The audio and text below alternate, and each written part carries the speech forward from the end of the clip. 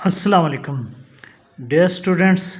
आज हम theorem number 4A unit number 10 है, इसमें इसको स्टडी करते हैं। इस थ्योरम की सबसे पहले स्टेटमेंट आपने अंडरस्टैंड करनी है। If two circles touches externally then the distance between their centres is equal to sum of their radii. हमें ये प्रूफ करना है कि अगर दो सर्कल एक दूसरे को एक्सटर्नली टच कर रहे हों तो उन दोनों सर्कल्स के दरमियान जो डिस्टेंस है, यानी सेंटर से सेंटर तक का जो डिस्टेंस है, वो डिस्टेंस उन दोनों सर्कल्स के रेडियाई के सम के इक्वल है।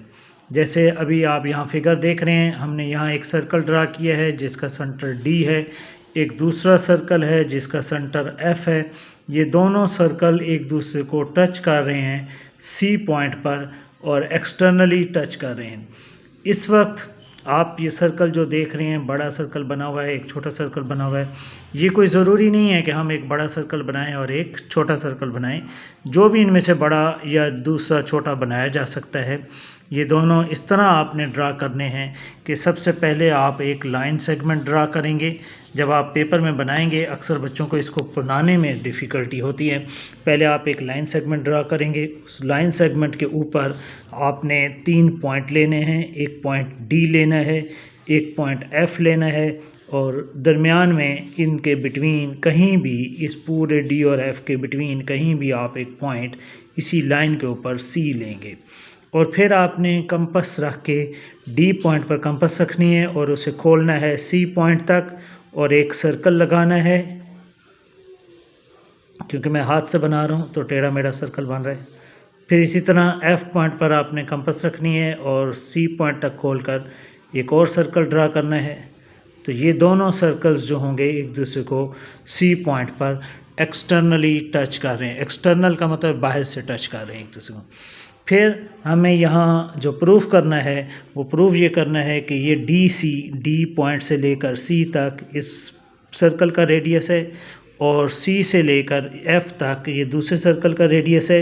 इन दोनों सर्कल्स का रेडियस का सम कर लिया जाए, यानी DC और प्लस DCF अगर हम कर लें, इन दोनों मेजरमेंट्स को अगर हम सम कर लें तो हमारे पास सम के इक्वल टोटल इस सर्कल के सेंटर से लेकर इस सर्कल के सेंटर तक का डिस्टेंस यानी DF डिस्टेंस हमारे पास फाइंड आउट हो जाएगा। इस बात को हमने प्रूफ करना है। आप यहाँ गिवन में देख सकते हैं, बुक के ऊपर आप ऑब्ज़र्व करेंगे, हमें गिवन लिखना है two circles with centre D and F respectively touches each other externally at point C और so that CD and CF are respectively the radii of the two circles. एक circle का radius CD है। Book में figure में आप देख रहे हैं ये C से लेकर D तक ये रेडियस है बड़े सर्कल का, C से लेकर F तक ये दूसरे छोटे सर्कल का रेडियस है। प्रूफ हमें ये करना है कि point C lies on the line joining the centre D and F। सबसे पहले हमें ये बात साबित करनी है कि ये जो C पॉइंट है इस सर्कल के, यहाँ फिगर में यहाँ से नीट फिगर है, इसको ऑब्ज़र्व करते हैं। C पॉइंट जो है वो D और F को ज्वाइन करने वाली लाइन के ऊपर मौजूद है। ये बात हमने सबसे पहले प्रूफ करनी है। अगर ये पॉइंट C D और F को ज्वाइन करने वाली लाइन के ऊपर मौजूद होगा तभी हम ये कह सकते हैं कि DC और CF का सम DF के इक्वल आएगा। अगर सपोज़ मैं यहाँ फिगर बनाता हूँ, D, C और F पॉइंट अगर एक लाइन में ना हो, अभी मैंने ये एक लाइन में बनाए हैं, तो DC ये एक पार्ट है, CF दूसरा पार्ट है। इन दोनों पार्ट का जब सम किया जाएगा तो टोटल डिस्टेंस DF के इक्वल बनेगा। अगर सपोज़ D और F को ज्वाइन करने वाली लाइन के ऊपर C पॉइंट मौजूद ना हो, यानी C कहीं और मौजूद हो, तो फिर ये होगा कि DC डिस्टेंस और CF डिस्टेंस दोनों ऐड होकर ये DF डिस्टेंस के इक्वल नहीं बनेंगे, क्योंकि ये एक ट्रायंगुलर शेप बन जाएगी और ट्रायंगल के बारे में हमने पिछली क्लास में पढ़ा है कि sum of two sides of the triangle is greater than the third side. अगर हम DC और CF को प्लस करते हैं तो DF से इन दोनों का सम ग्रेटर होगा, या अगर हम CD और DF को सम करते हैं तो CF से इनका सम ग्रेटर होगा, या CF और DF को सम करते हैं तो DC से उसका सम ग्रेटर होगा। किसी भी ट्राइंगल में दो साइड्स का सम तीसरी साइड से ग्रेटर होता है। इसीलिए सबसे पहले टू प्रूव में हमें ये बात लिखनी है कि C पॉइंट जो है वो कहाँ लाई कर रहा है, D और F के ज्वाइन करने वाले लाइन सेगमेंट के ऊपर C पॉइंट मौजूद है। अगर हम ये बात साबित करने में कामयाब हो जाते हैं कि जो D और F को ज्वाइन करने वाला लाइन सेगमेंट बनता है C भी उसी लाइन के ऊपर ही मौजूद है, तो तब इस बात का प्रूफ आसान हो जाएगा कि DC प्लस CF यानी ये बड़े सर्कल का रेडियस प्लस ये CF छोटे सर्कल का रेडियस इक्वल होगा कि इसके DF के इक्वल होगा। टोटल डिस्टेंस DF बनता है। अब हमने इस फिगर में प्रूफ करने के लिए यहाँ हमने एक टेंजेंट ड्रा करना है। ड्रा ACB, यहाँ हमने एक टेंजेंट लाइन ड्रा की है। टेंजेंट एक ऐसी लाइन को कहा जाता है जो किसी भी कर्व सरफेस या सर्कल को जस्ट एक पॉइंट पर टच करे। ये कर्व सरफेस हैं, सर्कल क्योंकि होते ही कर्व हैं तो इनकी सरफेस कर्व सरफेस कहाँ मीट कर रही है, C पर मीट कर रही है। इसलिए हम कह रहे हैं कि draw ACB as a common tangent to the point pair of the circle at C। क्योंकि हमने ये टेंजेंट C पॉइंट पर ड्रा किया है इसलिए ये टेंजेंट कॉमन टेंजेंट कहलाएगा, क्योंकि C पॉइंट दोनों सर्कल का कॉमन पॉइंट है। C पॉइंट पर दोनों सर्कल्स एक दूसरे को टच कर रहे हैं।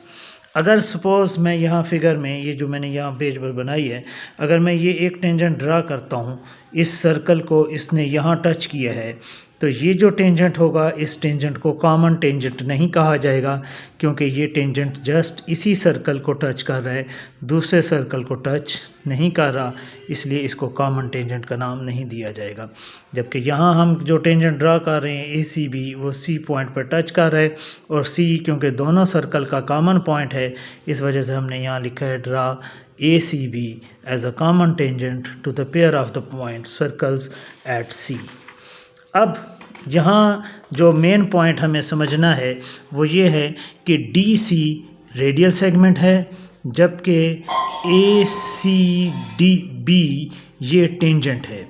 और कोई भी सर्कल का रेडियल सेगमेंट और उसी पॉइंट पर ड्रा किया हुआ टेंजेंट हमेशा एक दूसरे के साथ 90 का एंगल बनाते हैं। इसके बारे में प्रीवियस जो है वो एक हमारे पास थ्योरम मौजूद है, थ्योरम नंबर 2। क्योंकि अभी ये सिलेबस शार्ट कर दिया गया है इसलिए यहाँ सिलेबस में ये बात मौजूद नहीं है, थ्योरम नहीं मौजूद। The tangent to a circle and the radial segment joining the point of contact and the centre are perpendicular to each other. कि रेडियल सेगमेंट और जो टेंजेंट लाइन होती है वो एक दूसरे के साथ परपेंडिकुलर बनाती है। इस थ्योरम के मुताबिक हमें यहाँ इस थ्योरम में ये पॉइंट याद रखना है।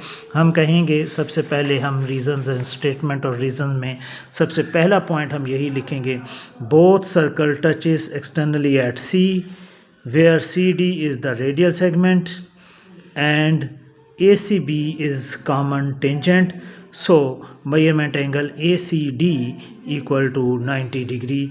कि ये जो एंगल हमारे पास बना है ACD लेफ़्ट साइड पर जो एंगल बन रहा है दैट विल बी 90 डिग्री। उसकी रीज़न हम सामने लिखेंगे, radial segment CD is perpendicular to the tangent line AB। Similarly same इसी तरह दूसरी तरफ CF जो है वो रेडियल सेगमेंट है और ACB क्योंकि वो टेंजेंट लाइन है तो सेम इसी तरह हम ये कह सकते हैं कि ये CF रेडियल सेगमेंट है, ये रेडियल सेगमेंट होने की वजह से, और ACB ये टेंजेंट होने की वजह से ये एंगल भी हमारा 90 डिग्री मेजरमेंट का है। इसलिए हम कहेंगे measurement angle ACF is also equal to 90 degree, और उसके सामने रीज़न बयान करेंगे हम, radial segment CF is perpendicular to the tangent line AB। अब अगर हम दोनों इक्वेशंस को, इक्वेशन 1 और इक्वेशन 2 को सम अप करें तो लेफ़्ट साइड में हमें लेफ़्ट साइड ऐड करनी है, राइट साइड में हमें राइट साइड ऐड करनी है। तो हम ऐड करने में measurement angle ACD plus measurement angle ACF equal to 90 plus 90, ये दोनों ऐड होकर टोटल सम हमारा 180 बन जाएगा। यहाँ हम रीज़न लिखेंगे एडिंग इक्वेशन 1 एंड इक्वेशन 2। और अगर हम इन दोनों एंगल्स को सम अप करें तो ये इनकी कॉमन आर्म है। आप यहाँ देख रहे हैं ACD ये कॉमन आर्म है AC, ACF ये वाली आर्म दोनों एंगल की कॉमन आर्म है। और कॉमन आर्म को अगर हम बीच में से मिट कर दें तो हमारे पास जो टोटल एंगल बनेगा वो बनेगा DCF इक्वल टू 180 डिग्री। और DCF अगर 180 डिग्री एंगल बन रहा है तो इट मीन्स कि DCF is a straight line, क्योंकि हमेशा 180 डिग्री का एंगल तभी बन सकता है जब हमारे पास एक स्ट्रेट लाइन हो। सपोज़ मैं यहाँ फिगर ड्रा करता हूँ कि अगर ये एक स्ट्रेट लाइन नहीं है तो ये स्ट्रेट लाइन ना होने पर ये एंगल कभी भी 180 नहीं हो सकता। या अगर सपोज़ ये लाइन इस तरह से स्ट्रेट लाइन ना हो तो ये एंगल कभी भी 180 से बड़ा हो सकता है या 180 से छोटा हो सकता है।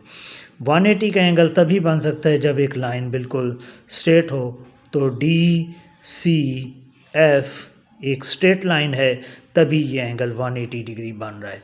तो हमें ये कहना होगा कि hence DCF is a line segment with point C between D and F, कि DCF एक स्ट्रेट लाइन है यानी लाइन सेगमेंट है, और लाइन सेगमेंट में C जो पॉइंट है वो D और F के बिटवीन है। बिटवीन मतलब दरमियान में, बीच में, मिड में नहीं। बिटवीन का मतलब मिड नहीं होता, बीच में, दरमियान, रास्ते में जो C पॉइंट है वो कहीं मौजूद है।